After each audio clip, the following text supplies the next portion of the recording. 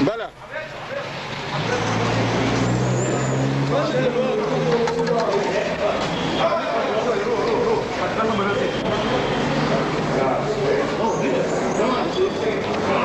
اركض شوف اللي فيه هنا اركض يا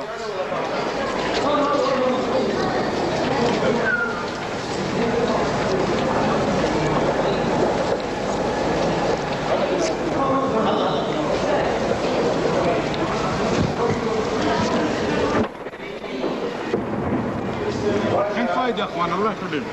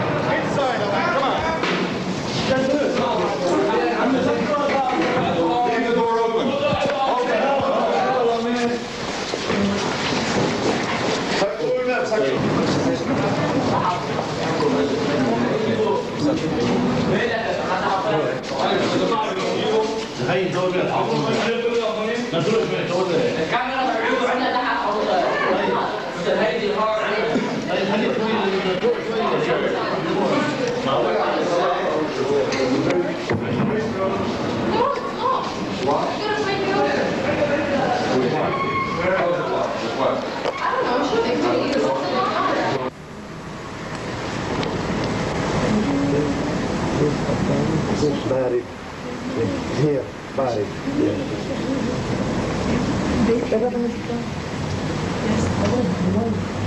لا لا هذه بخروج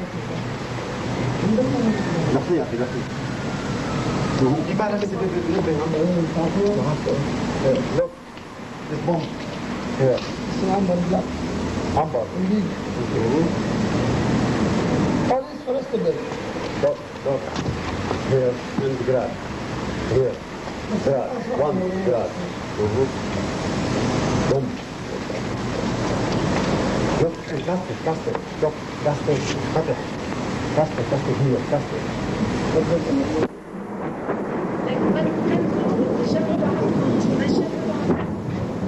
ممكن هم تعترض منهم على الضربة هذا اللي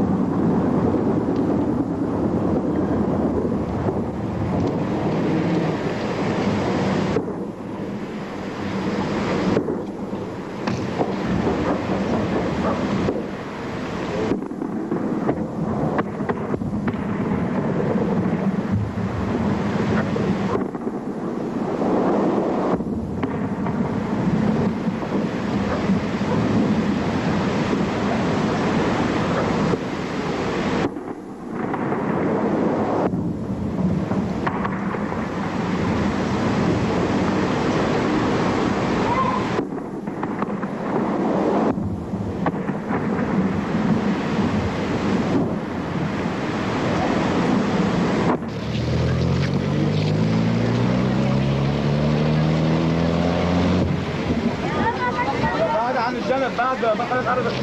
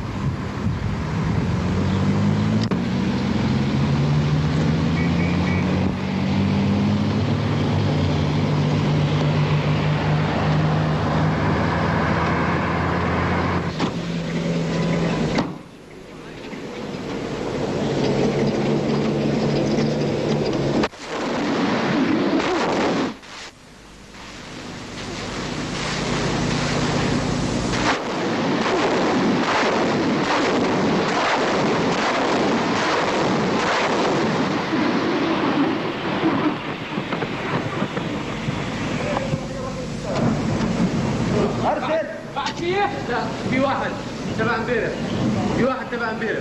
في بعد واحد؟ تبع امبارح. طيب واحد اشوف واحد اشوف. جاي السلام.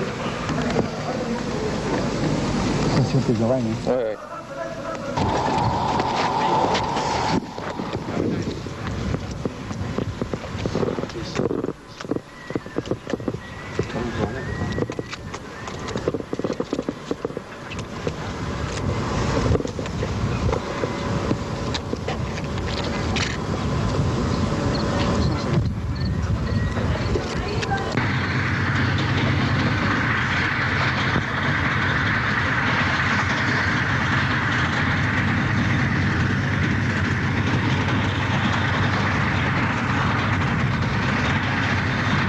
ملوخية ولا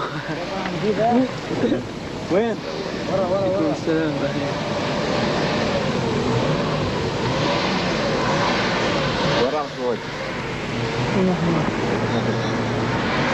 qui est en bas là qui tient. لحظة لحظة. وصلي كمان ضربتين.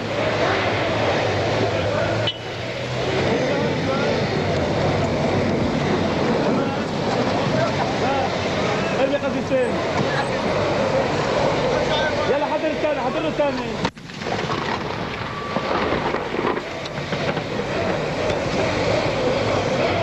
بعد ما فكيت سواعد.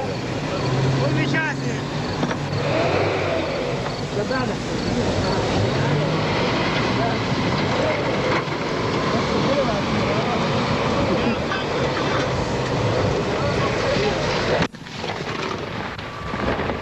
ما راح دي.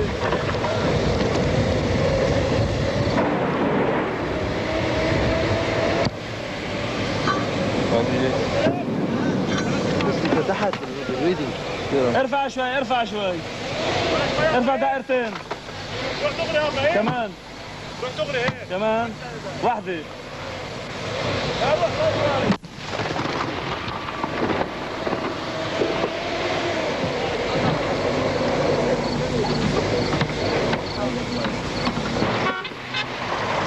برضه بدت عليه شوي.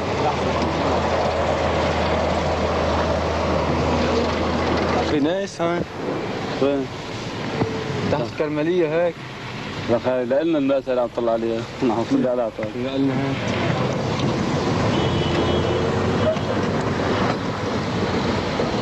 علي. علي يروح. علي بالعالي ايه. علي يروح لصوب البر. علي كمان بس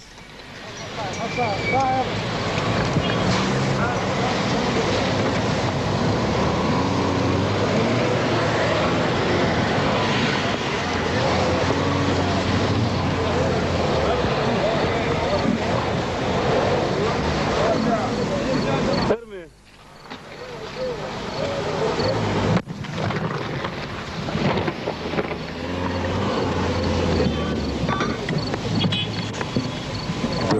شو يونس؟ كل شيء مبين؟ لا على تجمع الدبابات. شو اسمه؟ تفضل يا ابو الاتجاه شوي ايه برمي.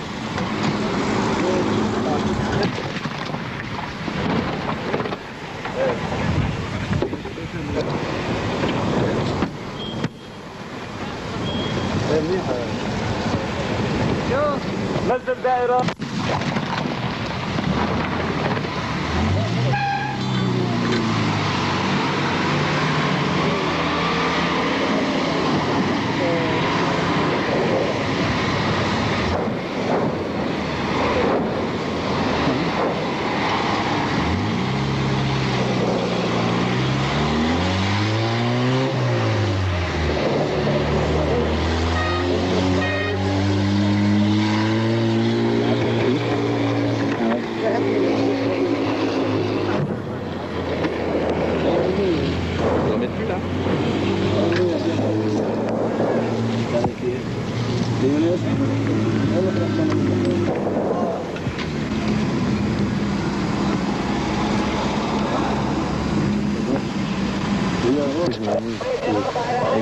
هيك الرجل وش الحال تقدر؟ ايه وش الحال؟ طيب يلا.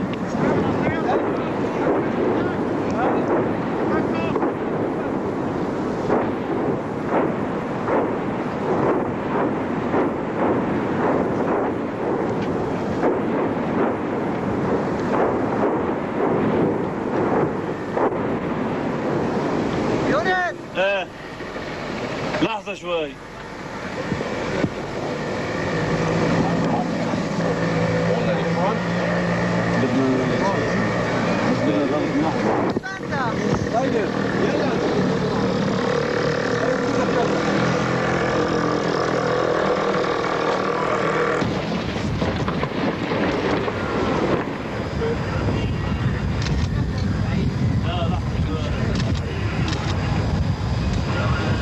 كويس شفتوا الفشرات؟ والله على الراس كويس. الراس جاي قريب الراس.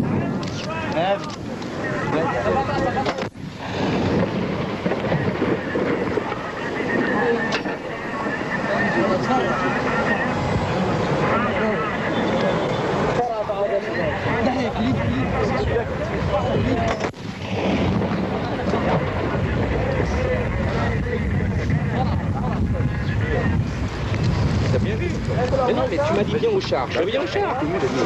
Ah ben voilà.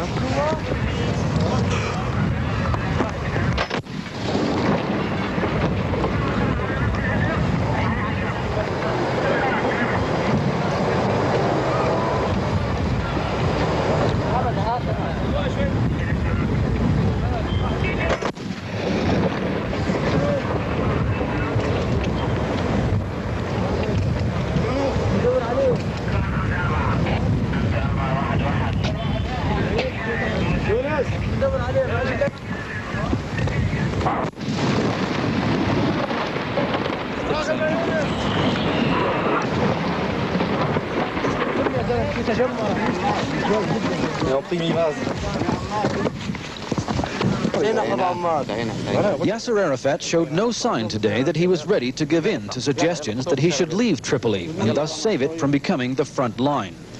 He spent part of the day rallying troops in the port area.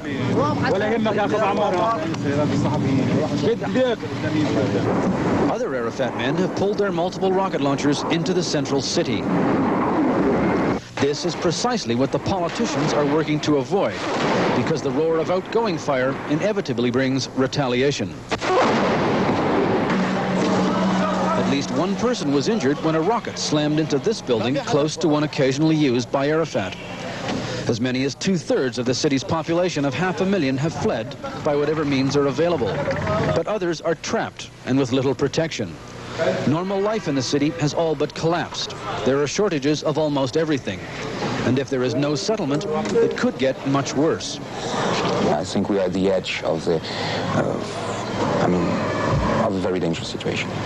Arafat's front line is still Badawi refugee camp just outside Tripoli, but its defenses are thin.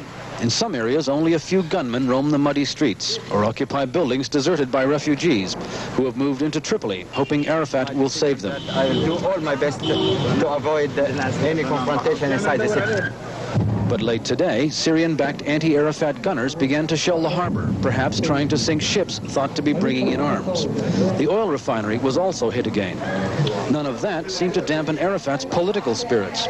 He spent almost an hour touring a hospital, kissing and hugging wounded fighters and signing casts. Local authorities say several hundred people have been wounded and almost as many have been killed. In spite of losses, Arafat is thought to have about 5,000 men still with him. Informed sources here said as many as 5,000 heavily armed members of Tripoli's most powerful Muslim militia unit also back him. That strength in the city is no comfort to the civilians, who must put their hope in less violent protection. Right now, Arafat's fight for his future is as much a political struggle as it is a military one. But if mediation efforts fail, this city could become the next battleground. Alan Pizzi, CBS News, Tripoli. Ceasefires in Lebanon are often fleeting. The truce in Tripoli is proving no different. By mid-morning today, shells were again falling around the Palestinian refugees of Badawi camp. The besieged and the besiegers were at it once more, firing just enough to keep the other side on guard. It's mostly the civilians who are left in Badawi. People who have lived so long with so many different wars are finding their homes destroyed yet again.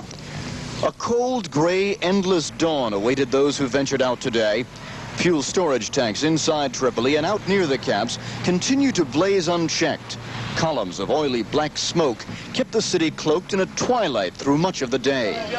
Gas shortages are the result, even for the men in control. The early morning quiet meant relief supplies could be distributed for the first time in days. The thousands who fled to Tripoli from the camps have faced food shortages and have had to sleep wherever they could find shelter. For Arafat's fighters, the lull meant a chance to reorganize their defenses. Many of Tripoli's people want the PLO loyalists to leave and spare their city. But other groups are said to be prepared to fight alongside Arafat's men. The PLO leader says some 900 Libyans have joined the Syrians, who he claims are ready to destroy Tripoli. This means that we are now facing 2 divisions plus from the Syrian army. In my opinion, they are planning to invade the city from all its axes. In a chaotic news conference, Arafat denied he is discussing an Italian offer to evacuate him from Tripoli. But sources indicate the groundwork is being laid for the PLO chief to leave as part of a deal with the Syrians in which he would save face and they would gain control of Tripoli. Top advisors say Arafat is here because this is a military situation and he's their commander. But if a political solution becomes possible, in the words of one advisor, the chairman has many places he needs to go. Larry Pintack, CBS News, Tripoli. The ceasefire has given Arafat's men a chance to set themselves up at the edge of the city. Their checkpoints control the traffic in and out on the northern edge, and they have barricaded some of the main roads. They also still hold Badawi refugee camp, where ragtag soldiers and a few civilians are waiting for the next round.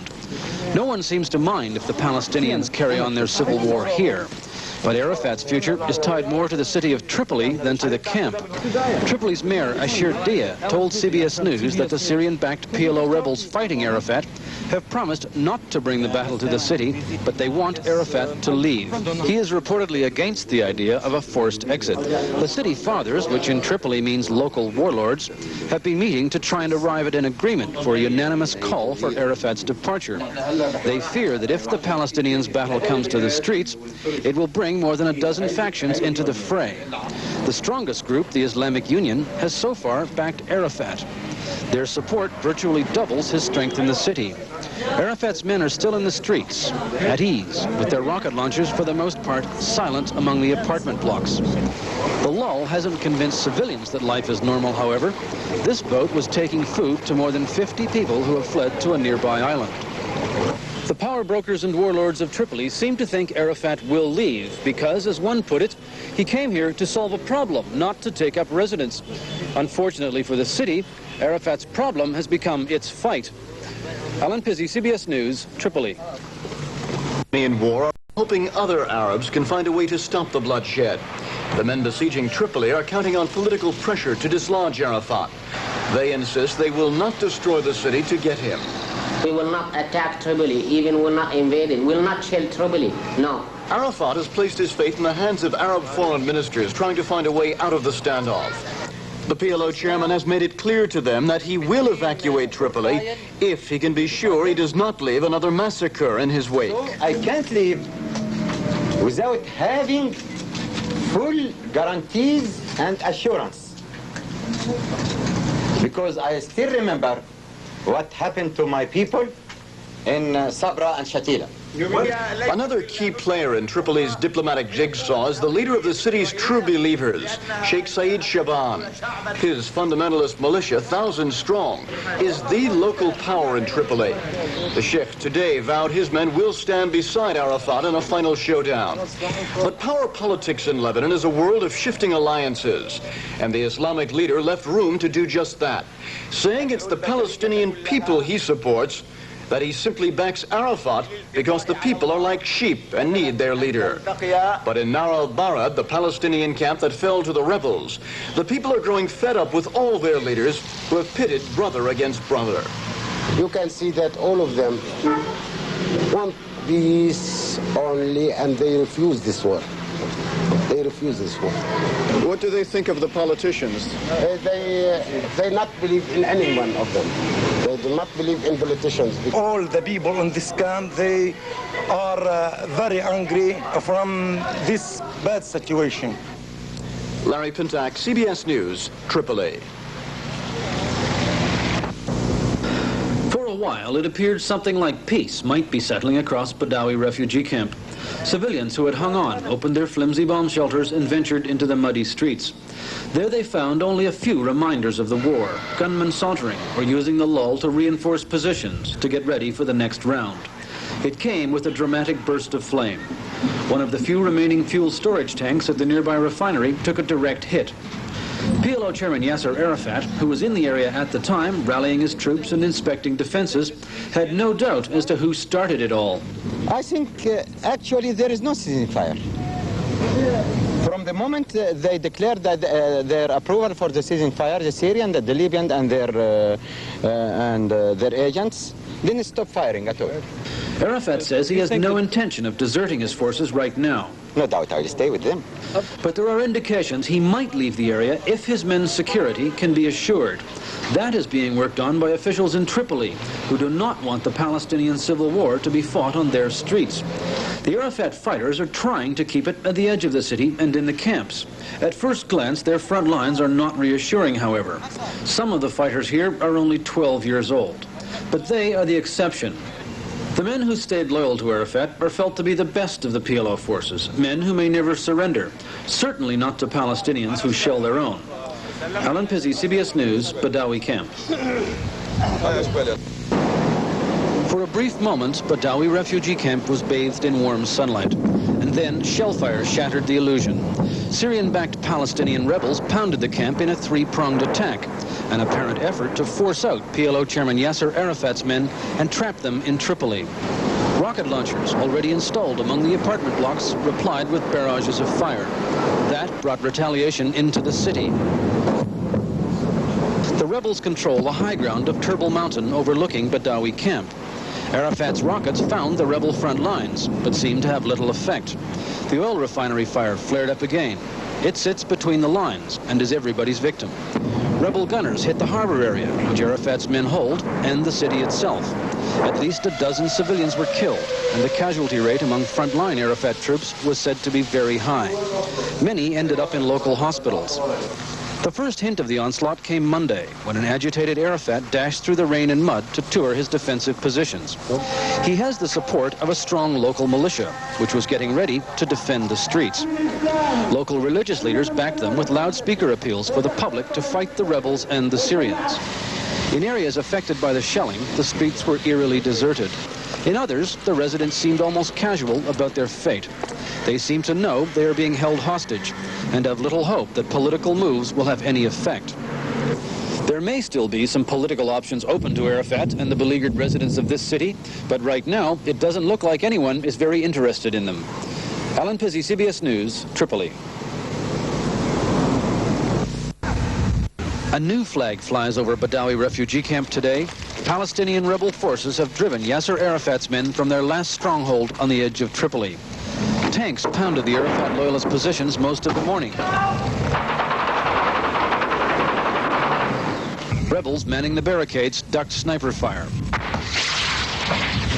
And then, shortly after noon, Badawi fell to a three-sided attack.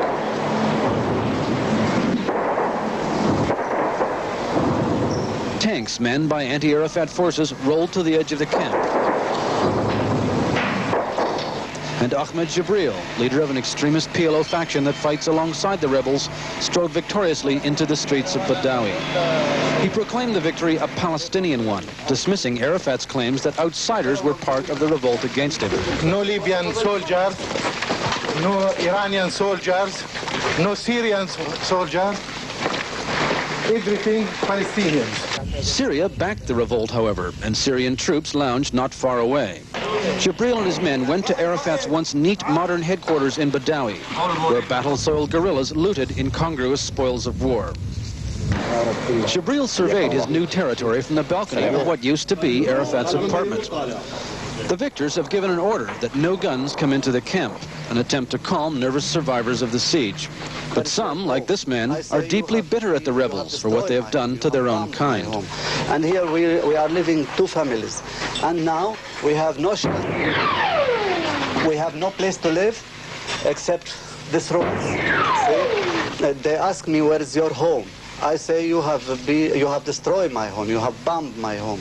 As the victors paraded through the camp, the sounds of last-ditch efforts from the former defenders echoed through the ruined streets. And perhaps the final indignity. People who had once lived under Arafat's protection today looted his military headquarters. The Palestinians may well be the most battered people in the Middle East, and that has made them the ultimate survivors. Young and old alike took whatever they could carry. Survival for Arafat's forces may be more difficult. They have been pushed back to the edge of Tripoli. Much of the fighting today was with small arms, sniping and machine gun duels among the buildings of Tripoli's suburbs. Near the tank traps and earthworks that have been hastily thrown up along the coast road, an aging Arafat loyalist tried to hitch a ride to the front line, now only a few hundred yards away. Late in the afternoon, Arafat's men managed to capture what they said was a Syrian tank. Significantly, they took it not towards the front, but back into the streets of Tripoli. For it is here, with the civilian population as virtual hostages, that Arafat will have to make what may well be his last stand in Lebanon. Riding a freshly bandaged war wound, Yasser Arafat put on a cheerful face as he roamed his men's positions in Tripoli today. But he did admit that 3/4 of Badawi camp was lost and that his position is less than ideal. We have nothing but to face the aggression. What do you expect? That won't be easy, however. The aggressors have the best positions. Tarbel Mountain, once felt by Arafat's men to be the impregnable bastion at their back door in Tripoli, is now the vantage point for a mass of tanks and other armaments aligned against the Arafat loyalists trapped below them. There is constant activity along the ridge lines as men and equipment move from bunkers to trenches and firing positions concealed among the rocks and sand of the mountain. Tanks are repaired in safety here and then move back into the front lines. And from the top of the mountain, heavy artillery batters the camp. The rebel forces have free access in and out of Badawi now from the north and east sides. They are so relaxed here that carelessness has become commonplace. So too have new flare-ups at the oil refinery nearby, which keeps getting hit. Arafat claimed that the rebel strength came from reinforcements brought in by the Syrians. His men may not be doing as well as his hand. Don't worry, it is still working. But Arafat's intelligence services appear to be first-rate. These men came into the battle less than 5 days ago from Syria. Members of the Palestine Liberation Army, they gave every outward sign of being pleased with winning. But inside, they still have doubts. We cannot decide that's good or bad. Said another young rebel fighter, "As a soldier, I do what I am ordered. But personally, I think it is a tragedy for our people." The rebels have indicated they do not wish to hit the city of Tripoli any more than they already have. They just want Arafat to give in to their long-standing call for a reform of the PLO leadership. The rebel forces can stay on this mountain for as long as Yasser Arafat refuses to give in to their demands. Like birds of prey watching over a dying animal, they have the advantages of both time and position. Alan Pizzi, CBS News, on Tarbel Mountain. If Yasser Arafat were ever tempted to pack his bags and leave town, today was the day.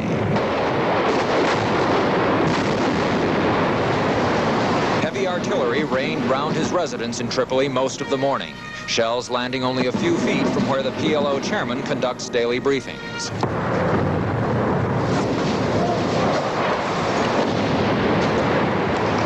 It was the most intensive shelling Arafat and his forces have come under since they were driven from their camp at Badawi 2 days ago. Badawi, about a mile and a half away, was thick with smoke as Arafat forces returned fire. Caught in between were the citizens of Tripoli. Ambulances screamed through the streets, removing the dead and injured. Casualties were heavy. According to one hospital spokesman, 22 dead in 2 hours. Arafat himself was unhurt. Aides close to him said he would not leave Tripoli while fighting continued. The sooner that the chairman will get a political agreement, that will guarantee. This is not going to drive him out? No, come on, never the Israelis were able to drive him out of Beirut. Do you think the Syrian regime will drive him out of Tripoli? Arafat's soldiers say the battle is shifting to their favor. Today they claim to have captured about 20 Syrians and regained control of Badawi. Rebel tanks, however, were still in the same strategic positions they were Wednesday when the camp was overrun. Were it not for the Islamic Unity Group, Tripoli's True Believers, a 5,000-man militia that has pledged its support to Arafat if rebels enter the city, Arafat's followers might not have been able to even try to regain the initiative. Many Tripoli residents, not caring who wins, moved out of the city today to villages where they hope it will be safer. The rebels and pro-Arafat forces have said they will try not to drag innocent civilians into the middle of their conflict. Today, that promise seemed like a cruel joke. Don Cladstrup, CBS News, Tripoli. It is now 4 days since Badawi camp fell to the rebels. Syrian mortar fire hailed down on Arafat positions inside Tripoli. Flames spilled from freshly hit buildings in the port. Tripoli today wears the smoky cloak of siege. Syrian-backed rebels tried again to close in on Arafat's fighters. The loyalists claimed they pushed back the advance, but telling reporters about the fighting, PLO chairman Yasser Arafat looked strained and shaken. There is a Syrian decision to destroy this Arabic Islamic country. They are shelling the city by 154 artillery cannons and 90 units of rockets. Arafat's men say they still hold large parts of the Badawi camp. At its southern edges, the camp is empty, but a frantic and frightening no man's land, burnt and broken buildings, where the shells keep falling. The air thunders with gunfire. Here, only the people with nowhere to go stay. Tripoli is a place to leave. The hospitals are filling up with people who didn't leave, and today medics began filling up the refrigerated mortuary truck, again, with those who never will. The rebel supply line extends over Tarbel Mountain all the way to Syria and beyond, according to some. Yasser Arafat's supplies end less than a mile from his fighters at the sea. No matter what he says, the question now is how long Yasser Arafat can hold out before there is nothing left of his men and nothing left of Tripoli. Martha Teichner, CBS News, Tripoli. Beginning for Rola Atieh, a 6-pound, 7-ounce girl born this morning in a Tripoli hospital. It was the beginning, too, for many others in Tripoli, who emerged from their battered dwellings for the first time in several days, to survey damage caused by recent fighting, to make repairs, to stock up on food and other supplies in case fighting erupts again. Nearly everyone here thinks it will, which is why many residents, taking advantage of today's lull, loaded up their possessions and began moving out. Abu Jihad, Yasser Arafat's chief military commander, took advantage of the unofficial ceasefire to tour some of the areas worst hit by rebel shelling, to visit the front, to chart new fallback positions in readiness for the next Syrian and Libyan-backed rebel offensive. We are now fixing our lines, you see, in this area here. Here will be some tanks and some... Abu Jihad warned that rebel guns are only a half-mile away. Be careful because they are sniping, you see. 5 minutes later, when he visited fighters on the front line, the sniping became serious. Jihad and his fighters raced for cover. The men in this van were not so lucky.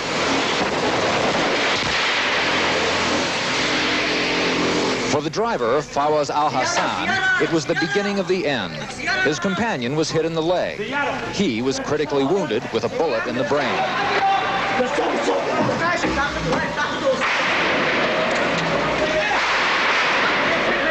At a nearby hospital, doctors worked frantically to save the life of the 17-year-old fighter. Many wounded fighters have been rushed here in recent days. Today, it was Fawaz al-Hassan's turn. To most people in Tripoli, Fawaz was just another casualty, a nameless Arafat soldier, whose war seems to have no end.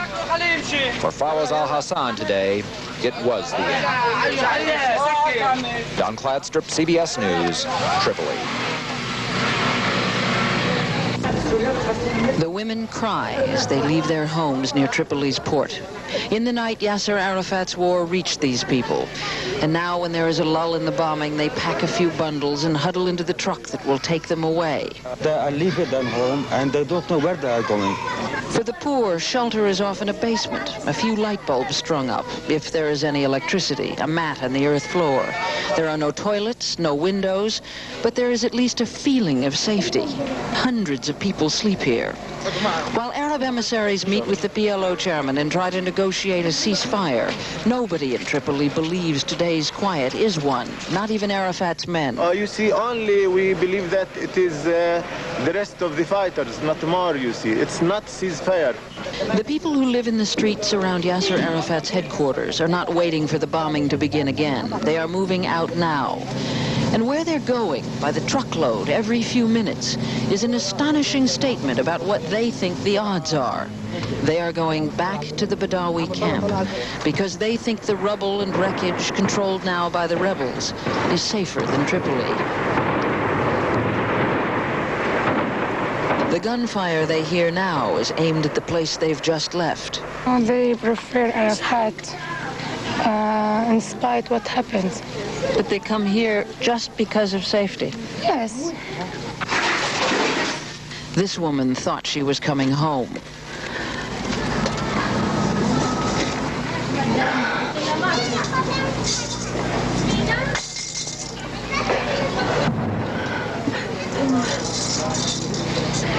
If these people think this is better than Tripoli, then what must they think is going to happen there?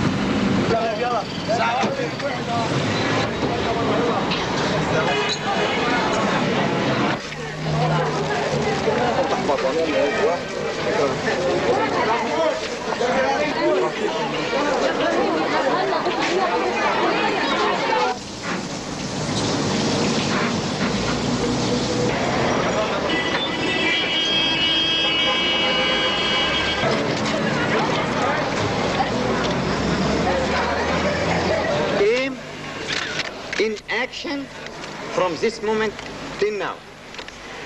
This means that we are now facing 2 divisions plus from the Syrian army.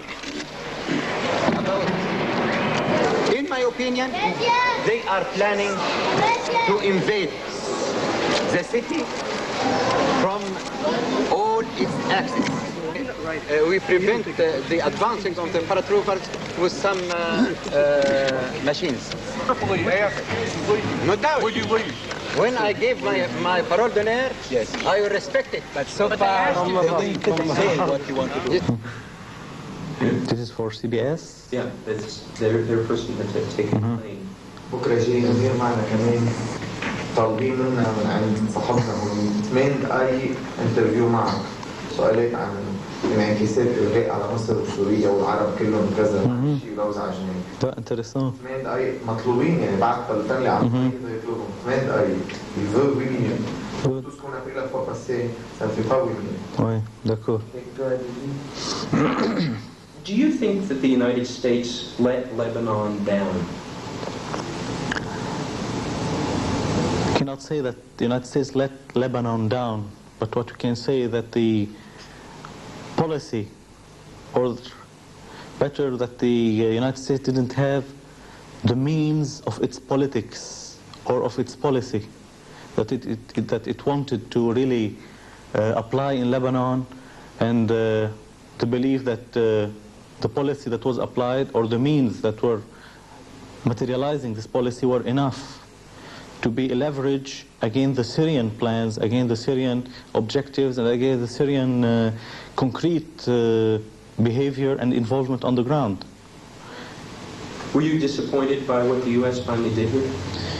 Well, personally not, because my personal expectations were not as much as the official expectations in Lebanon.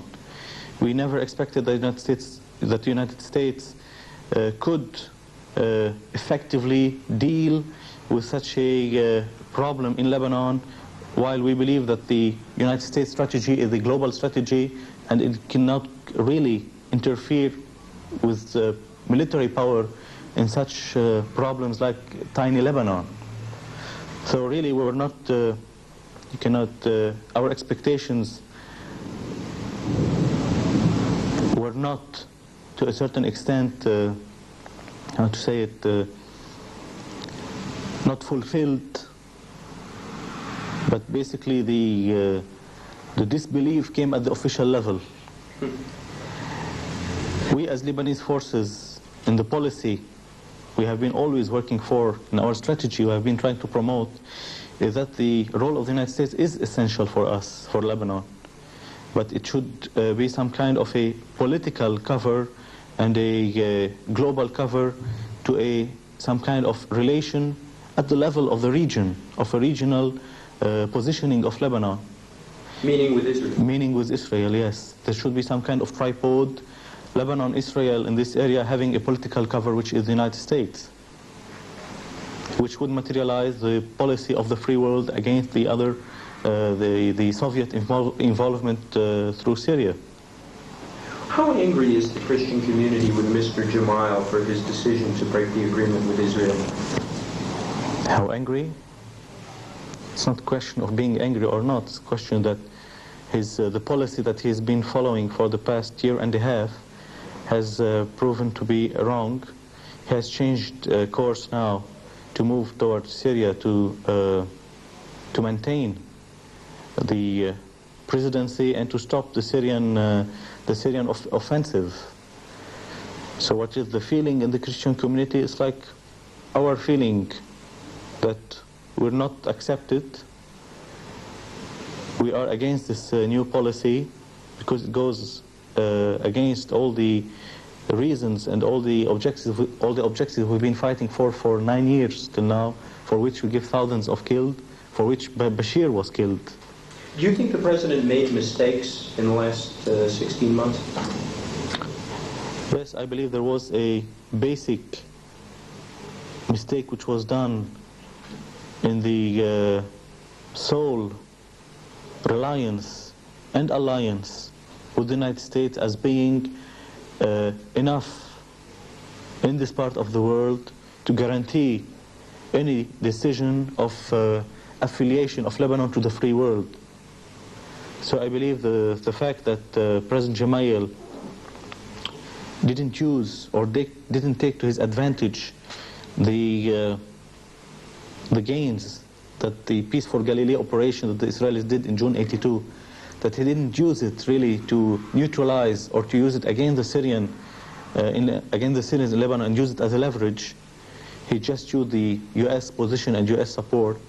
This was the basic mistake that was done, and which led to other tactical mistakes which came out from this one since the beginning. Do you think he did enough to deal with the groups inside Lebanon, the other groups, with Amal, with the PSP? Do you think he made enough overtures for them? Do you think he missed openings with them?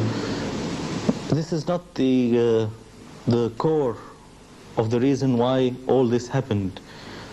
The core of the reason is Syria. And Syria used all these local groups who had their own demand, but used these local groups to give the perception of an internal strife in Lebanon.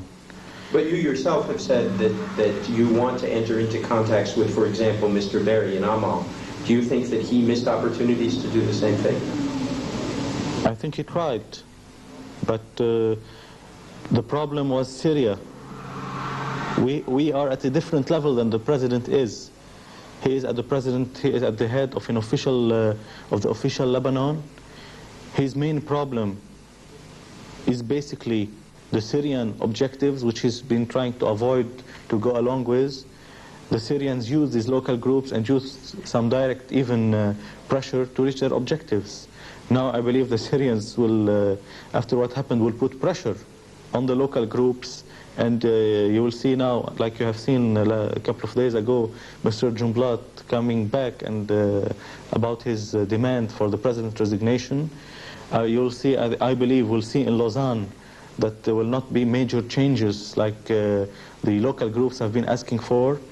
The Syrians now, after reaching their objective of abrogating the agreement, will stick to having and will do their best to maintain, I believe, President Gemayel, who will be going along with their policy, and it will be more fruitful to them than having the support of the local groups.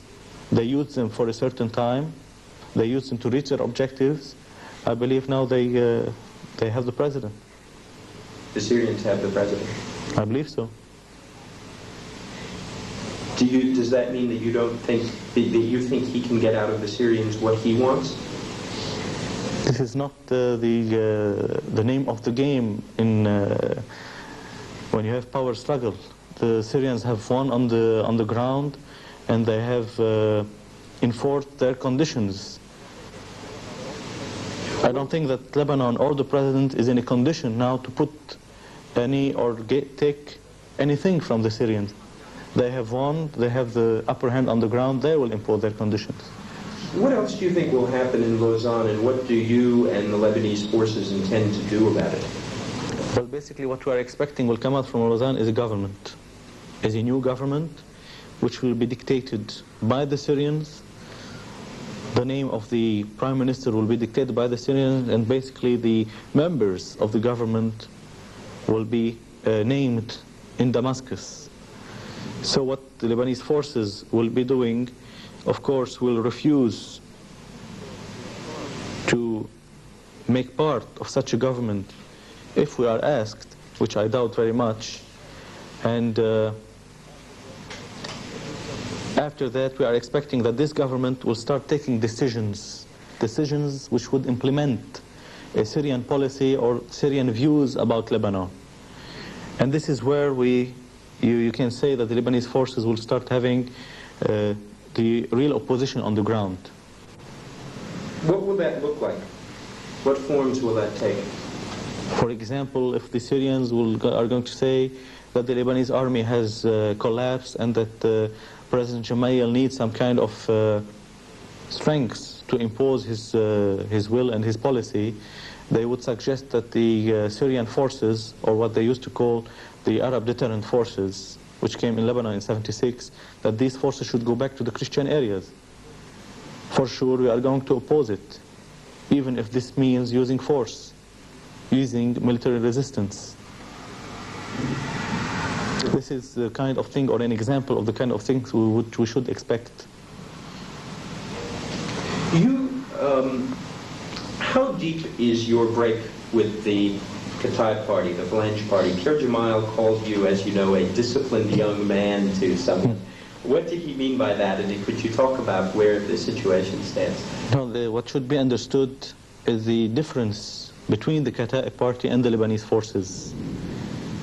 The Kataib party is a political party which has 47 years of age, from which President Gemayel came, and we all know that Sheikh Pierre Gemayel is the father of the president.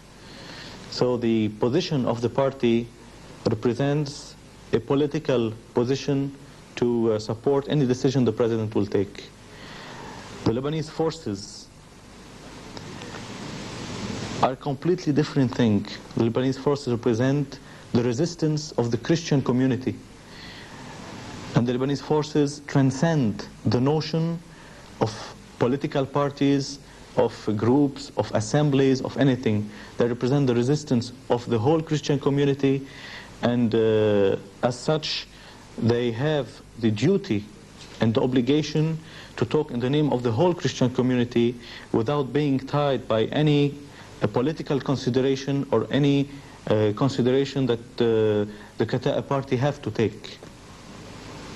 Are we about to see the breakup of a series of institutions that had traditionally were built by the Gemayel family and other people? And are we about to see that structure break apart, a new structure of politics inside this part of the Christian community? No, I don't think so. The Kataib party is going to remain as a political party. I am a Kataib myself in the political sense. However, the Lebanese forces, like I said, are starting to be a political platform which represent the views and the opinions and the aspirations of the Christian community. I don't think that the party will collapse. The party will remain as a political party, while you have now the Lebanese forces retaking the role they used to play during 8-9 years before September '82, when President Gemayel came into office. And at that time the Kataib party existed. There will be no change. We'll come back to the situation that prevailed from '76 till 1982. How long do you think before heavy fighting begins again in the area? I think today there is fighting. the ceasefire that the Syrians said that would give for abrogating the agreement, I think you're hearing the explosions outside and there is no real ceasefire. So we all know what ceasefires mean in Lebanon, especially when they are granted by Syria. Do you think, but I mean, the fighting could get worse. It's been sort of abated and gone back and forth. Do you think heavy fighting will begin soon? The Syrians are going to use the fighting and the military pressure whenever they need to put pressure on the president. Excuse me. Their means, the military pressure they put on the president gave its fruits. The president abrogated the agreement. He's in Damascus and he's going along the Syrian line. If they ask him something now on which he would, I don't know, hesitate to decide very quickly, they put some military pressure so that this would facilitate the decision. What chance do you think there is of any sort of reunification of the army, and what would you do about that? Well, I don't think there is any possibility of reunification of the army, because the experience that has been taking place for the past year and a half to recreate a unified army in Lebanon to, in the context of rebuilding the Lebanon of 1943 in 1983, collapsed in a couple of weeks in February. And have you had any response from any of the Muslim opposition groups and your overtures to them? Well, there are a lot of responses, yes. However, we all know that the leaders in the Muslim areas now are under very heavy Syrian pressure. And the Syrians will not allow any conclusive contact to take place without their approval and without them being directly involved in it. And we all know what means the Syrians can use to be really influential on these leaders. But what sort of...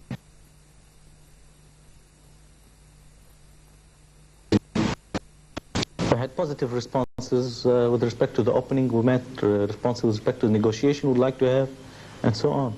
However, like I said, the Syrians now are pouring into West Beirut all their proxies they're getting from the Bekaa, the Khomeini extremists, they're getting them from the Bekaa to send them to West Beirut in order, for example, to put pressure on Mr. Berry and not to allow him to take more moderate and more pro-Western stance. President Reagan, when he redeployed the American troops, said that he was moving them offshore to make them more effective. Do you believe that? No, I don't, because anyway, on the ground they were not effective. They were not being used in any military action. I would say that this redeployment was making them less vulnerable. But were they redeployed to be used, or were they redeployed? I don't think so. I don't think so. I really don't think that from the beginning we didn't think that this would be possible to see American troops come and fight in our place to free our country.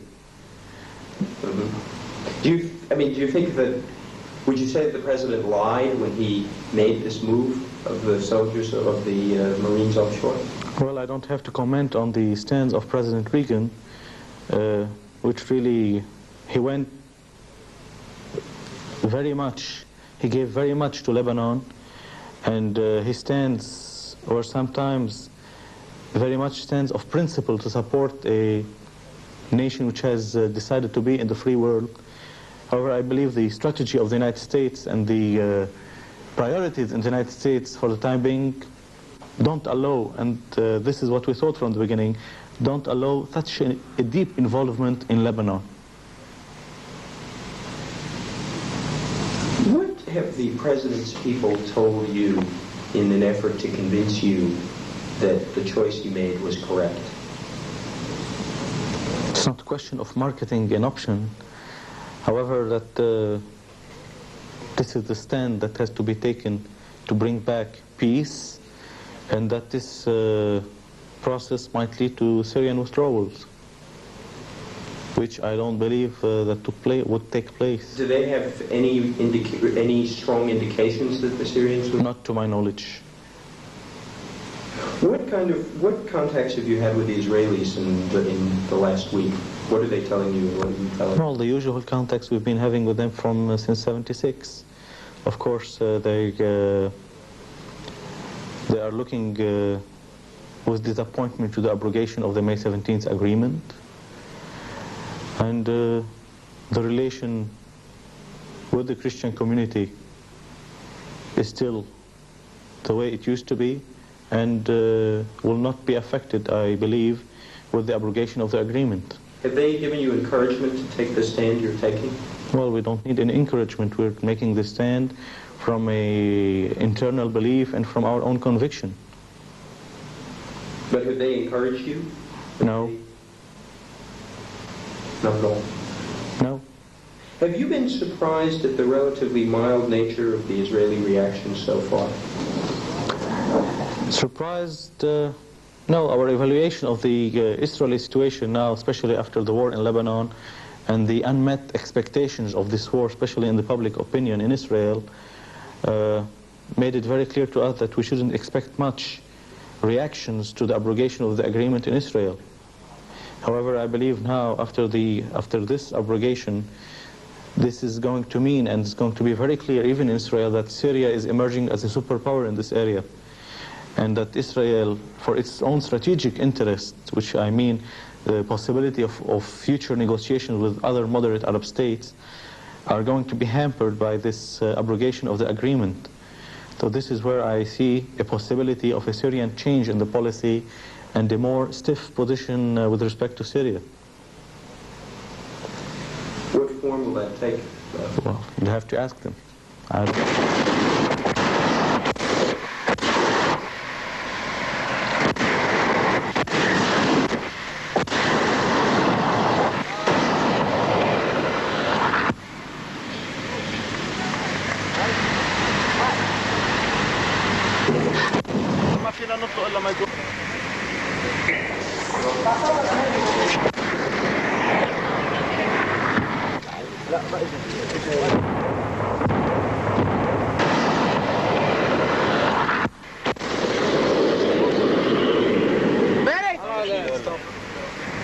Stop. Go ahead.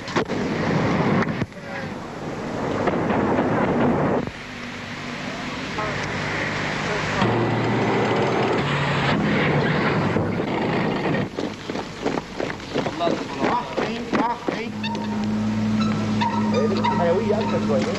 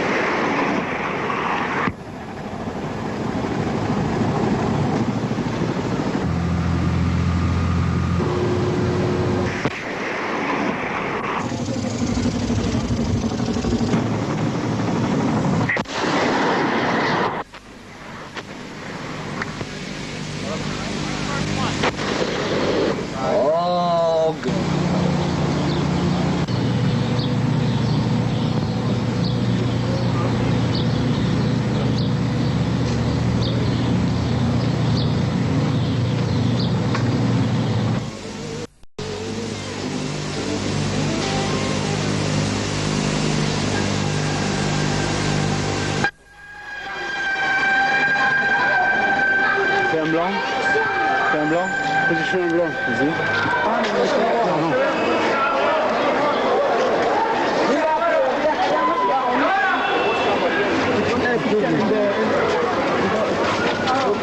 شيلوا الكرتون شيلوا الكرتون. خليه خلاص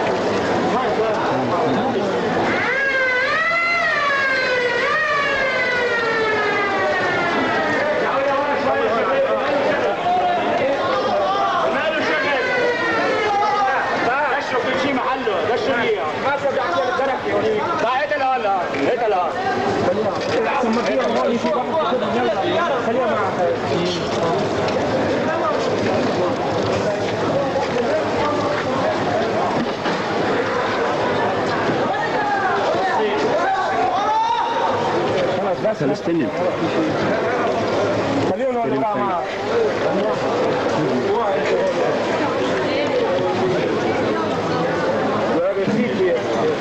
جيبوا هون هو اين هو؟ ايه هيكم كلهم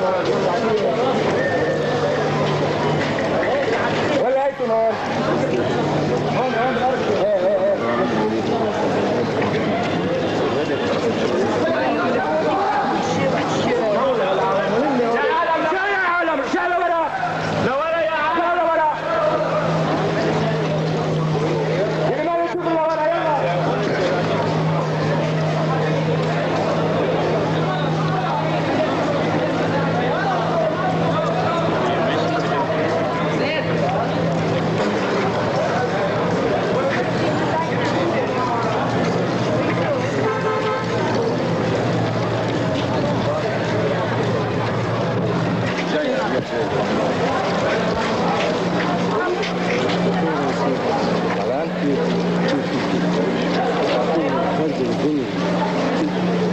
هذا حطت اياه ومش عارفين يا حرام.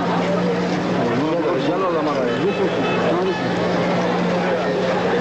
رجال ولا مرة؟ لا مبين عنه.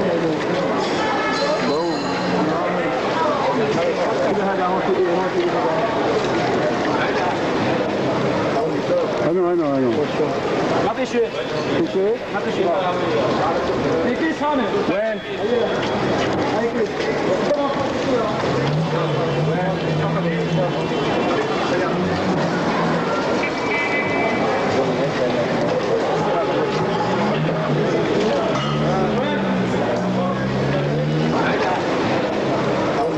انا ما في شيء ما في شيء في كيس هون وين؟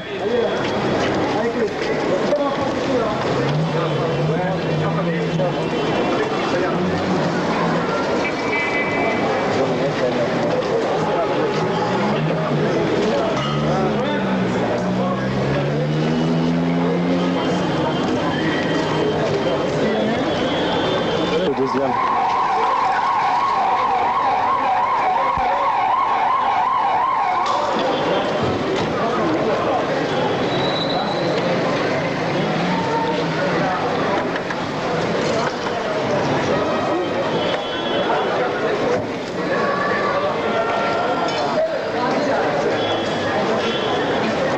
شباب ما تخلوا حاجه من المدنيه خشوا لنا بره يلا.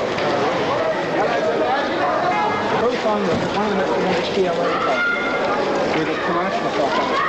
تعالى هون كمان هون. هون. شيل هاي هون.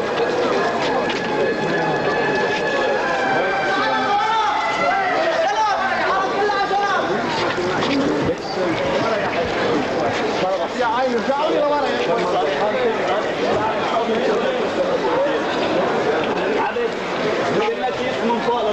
يا شباب المال الشغل لورا.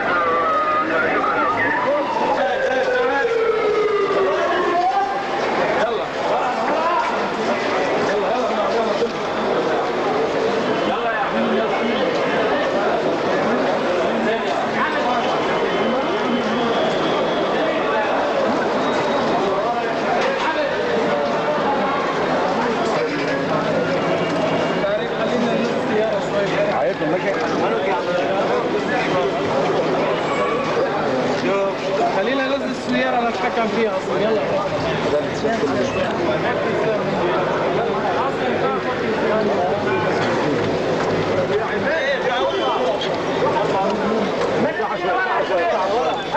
يا عم العالم ترجع لورا.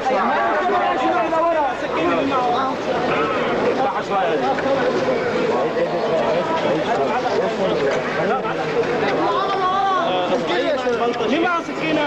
مين معه سكينة؟ اللي ما له شغل رادوا شوي هيك. اللي ما له شغل يا شباب. شيل العالم من هنا يا شباب. يلا حولوا لي السير عن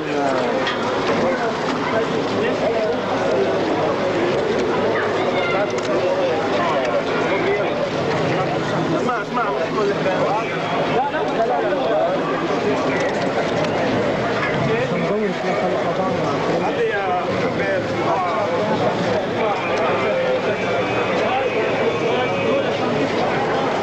وصل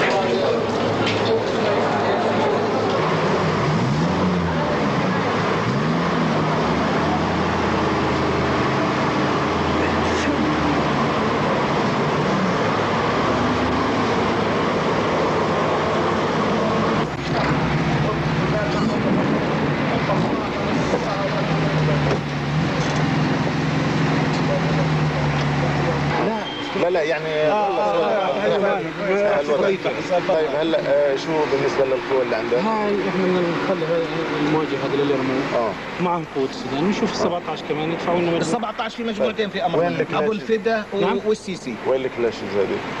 هذه رمايات هيك نفس رمايات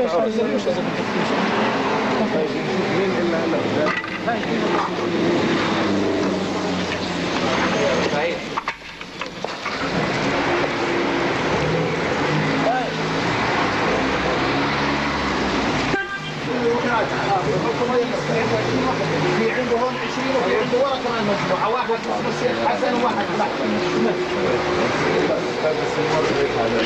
بدنا نمر بالسياره. يلا خلينا انا والله ما عندي سياره. لا ان شاء الله ما عندك سياره هلا.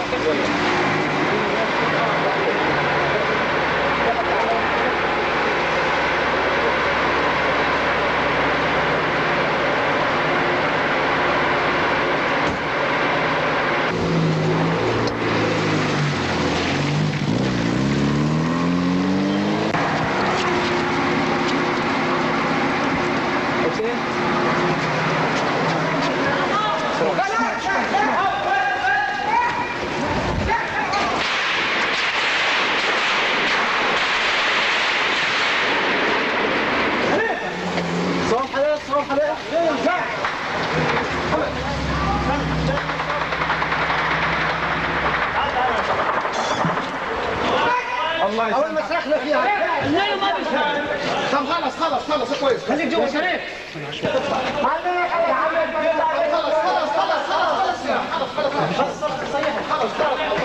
وينه؟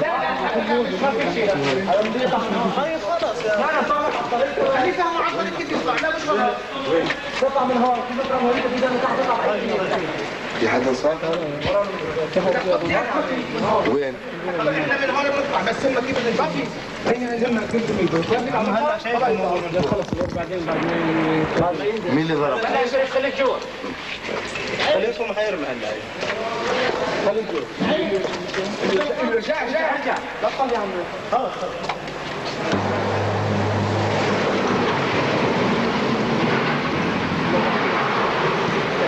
هلا في اسمي انا بحبك بياك بس اسمع كريم اطلع البدايه اول دور يطلع من هيك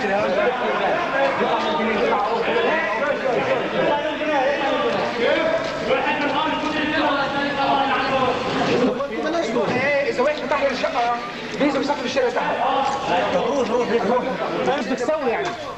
ايش بدك تعمل؟ طلع على الشقه خلص ارجع ثاني. يا عمي بخنصوها هيك. هلا مش فيكم 4 طب نحميه انتوا بتعملوها هذيك المره هيك تقولوا يلا عموما 4 هيك انا ورا ولا من 16 ايوه الله خليك انت هون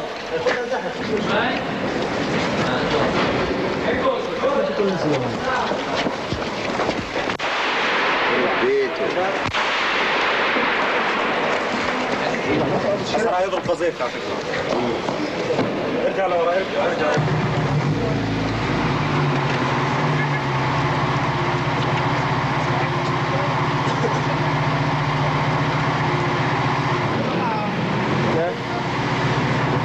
معلش اليوم يمرق لا يا زلمة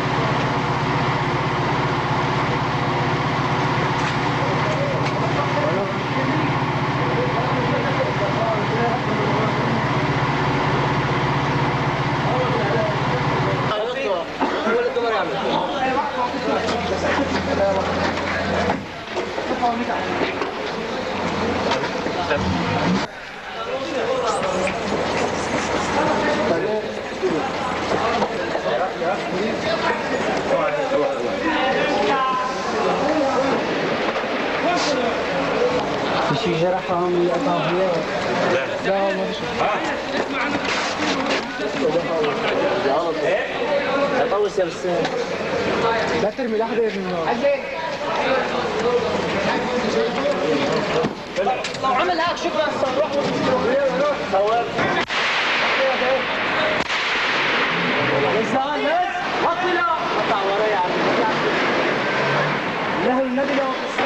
وينك؟ إذا بشيل أفضل.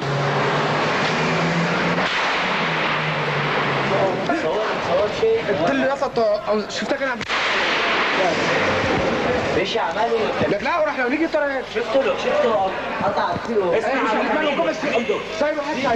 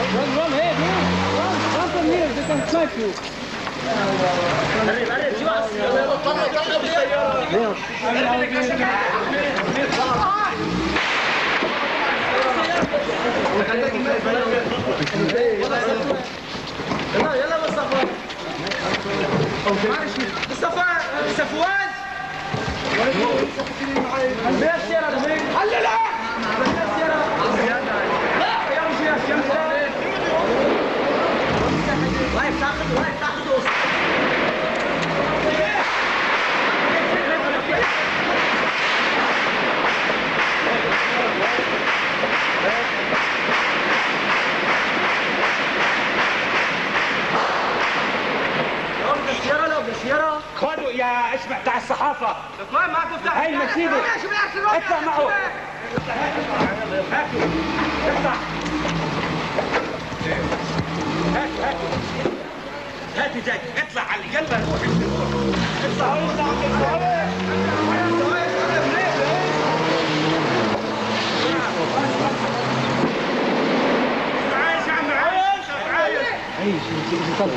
خليه هون روح بسرعة ايه اطلع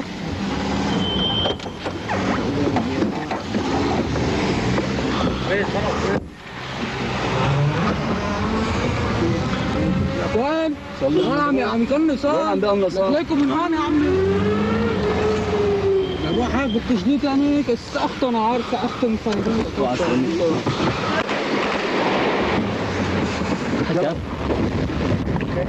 اوكي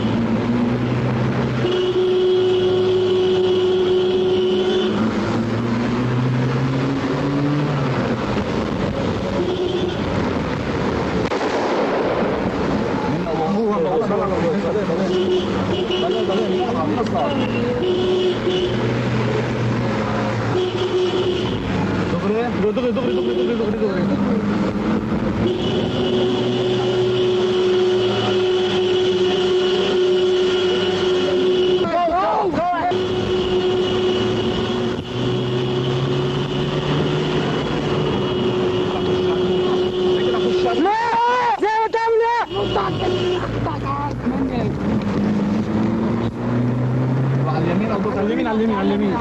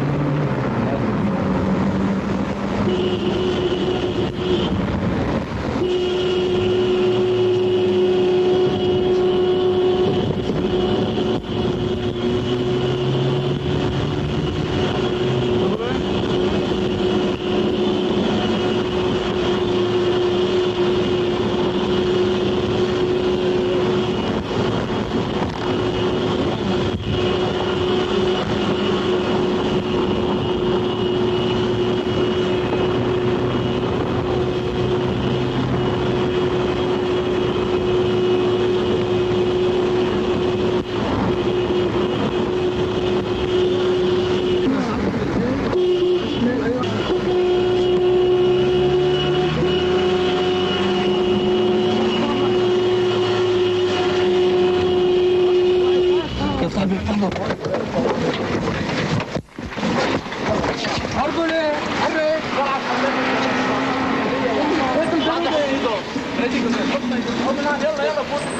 احملوا هات الجريد. وقعوا ايده من وراه يا شباب، يا شباب وقعوا من وراه. فقد الجنة وانا بدأ.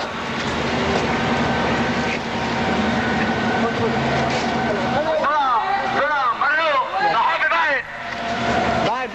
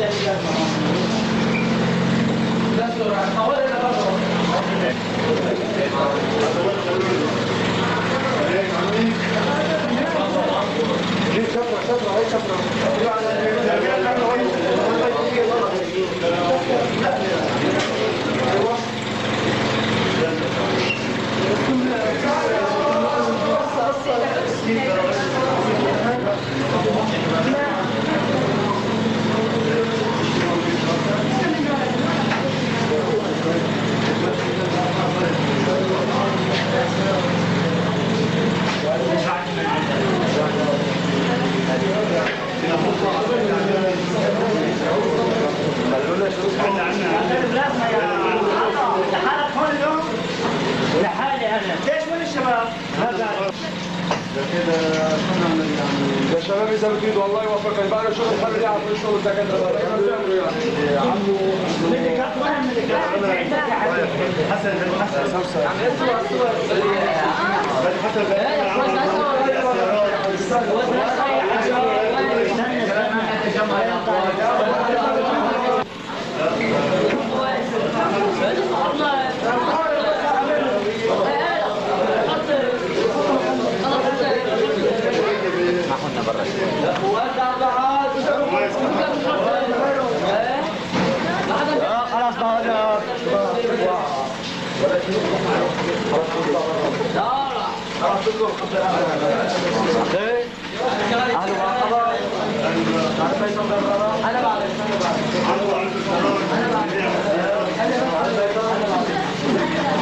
خلاص والعليه اللي بلازمة الدكتور عليه تعرف فيصل عبد الله عليه اللي بلازمة